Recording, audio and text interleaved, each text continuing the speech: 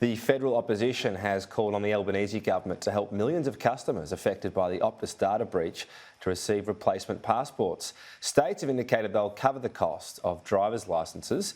Julia Bradley has the latest for us. Julia, where does the federal government sit on this so far?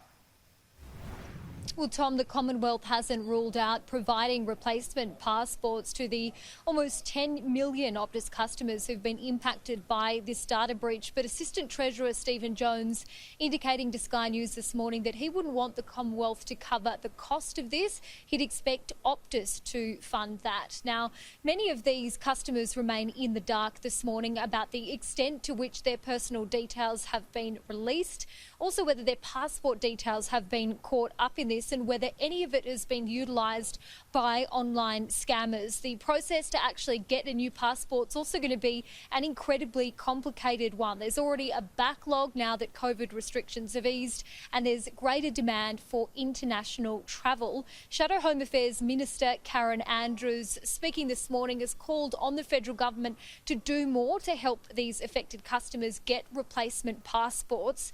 There's better news when it comes to driver's licences, though, with states committing to covering the cost for affected customers. This is the case in Queensland and in South Australia. Slightly different rules in Victoria and New South Wales, though those states will cover the cost of replacement driver's licences, but they expect Optus to reimburse them. Victoria's Premier Daniel Andrews, speaking this morning, slammed Optus, saying they need to take more responsibility for rectifying this situation. Vic Roads and the Department of Transport have made it clear that we will issue licences to anybody who's been affected by the Optus hack. We're also going to seek some compensation from Optus because this is on them. Who knows what that private company's view will be.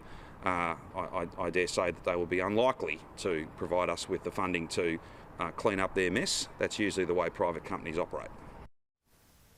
Now, this comes as cyber experts suggest that it was incredibly unusual for the hacker to go back on their request for $1 million and to no longer release more customer data. They released the initial 10,000 customer details to the public out in the open sphere, but then they went back on that. It was somewhat of a moral about face. Cyber experts saying that this is quite unusual for a hack of this scale.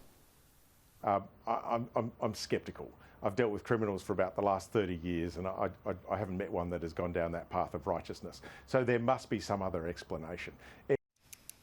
And Tom, now it's really a blame game. The federal opposition wanting to pile the pressure on Optus to really put the blame onto someone. Now a lot of fingers being pointed at the Optus CEO, but the federal government suggesting this isn't productive and we should really focus on how to assist these customers who've been affected by the breach. Tom?